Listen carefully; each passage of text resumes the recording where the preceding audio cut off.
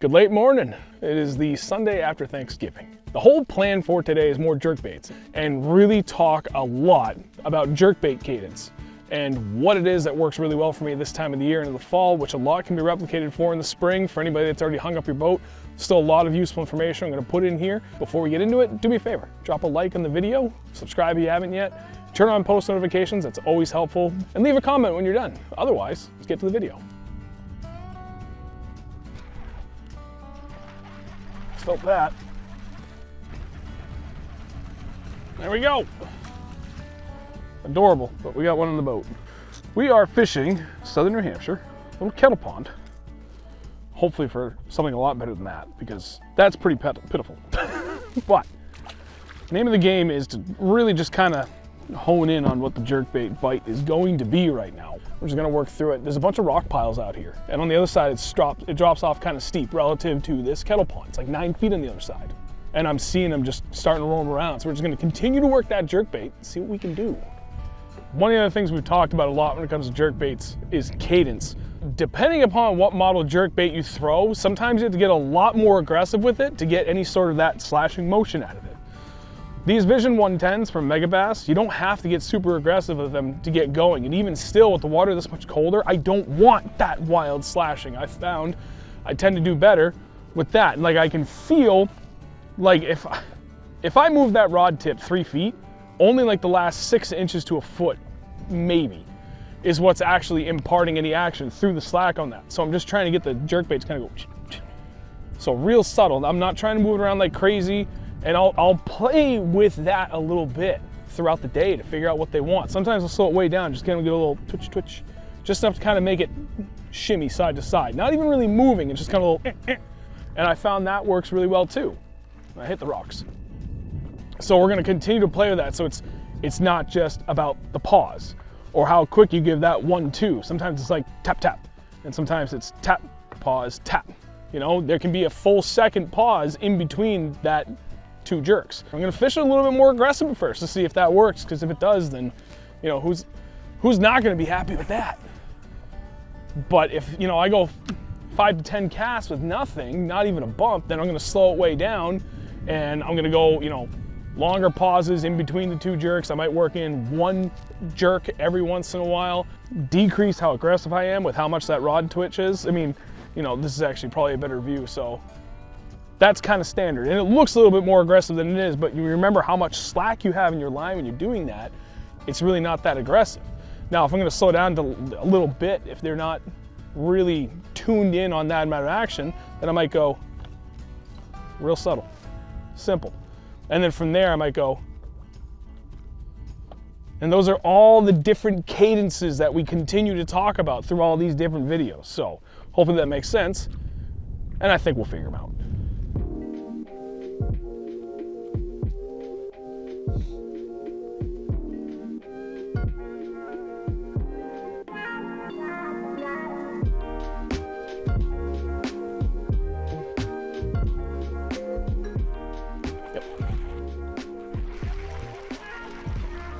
Oh, but we really need to find the size. That ain't gonna cut it. Starting to figure out some little pattern here. Twitch, twitch, twitch. I mean, like the subtlest, almost like you're pulling the rod more than you are like twitching it. Just give it a little bit of movement. The twitch, twitch seems to be drawing them in, and then that little just gets them to commit.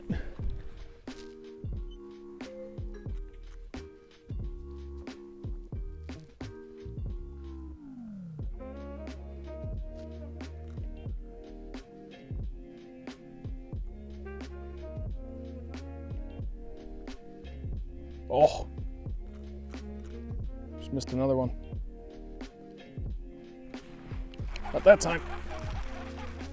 I'm like barely seeing my line jump. I'm not even feeling them. That's how subtle it is.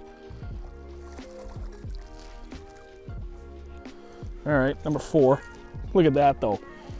Ate that the right way. In the head.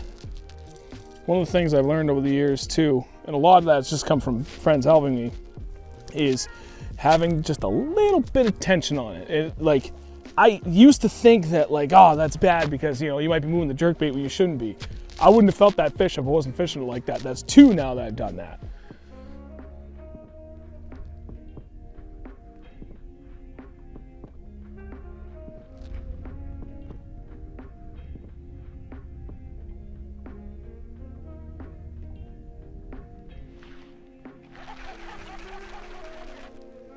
Number 6. Oh, wait a minute.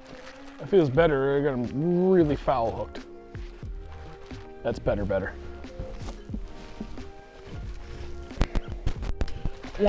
One treble. We're in trouble now, boys.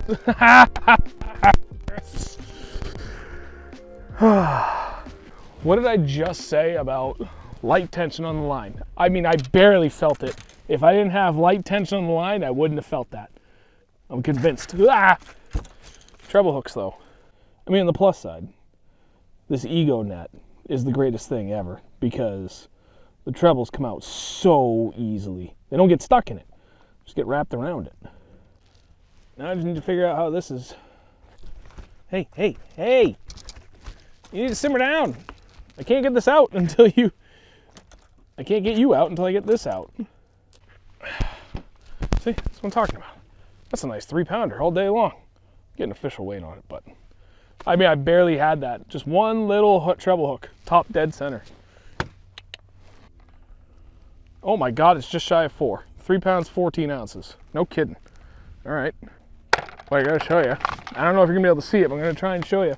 You probably can't see it. Right in the back of the throat. Little teeny tiny tail sticking out of there. Hell yeah. 3 pounds, 14 ounces, going back. I didn't think it was that big, but scale don't lie.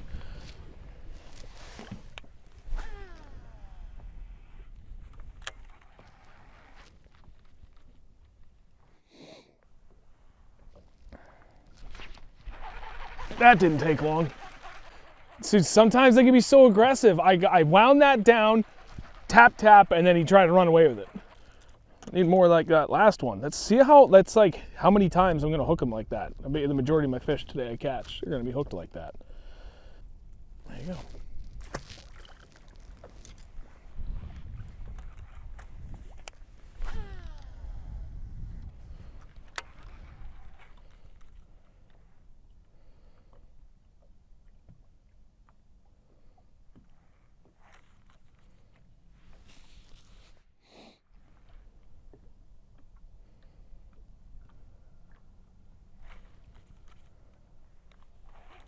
Ooh.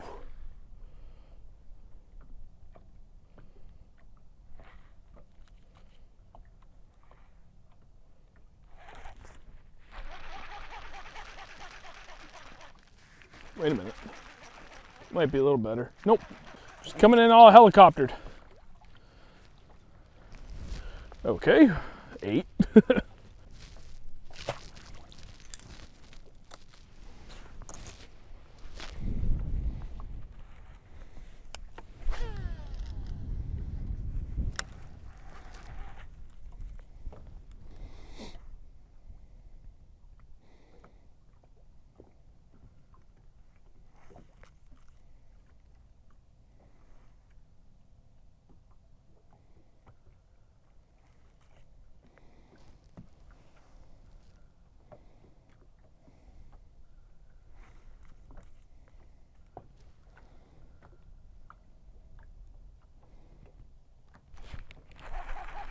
Well, that seems to be the casting spot right there. That's number 9.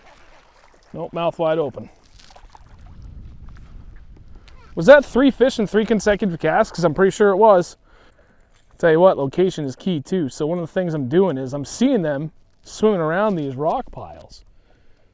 So I'm just casting all around them, but I'm trying to, most of the time I'm coming around the outside edge. Like if this was the rock, I'm trying to kiss this side, and I'm trying to, there's a couple that I'm trying to drag it over. I'm going way past and twitch into it, and then I kind of burn it over and twitch out on the other side. So I'm not really hitting the rocks, I'm just trying to work all the perimeter because that's mostly where I'm seeing the fish. I'm trying to keep myself in position so that to get on the far side of that rock, like 30, 40 feet past it, it's only about a 100 to 120 foot cast, so I can hit that all day long with this jerkbait.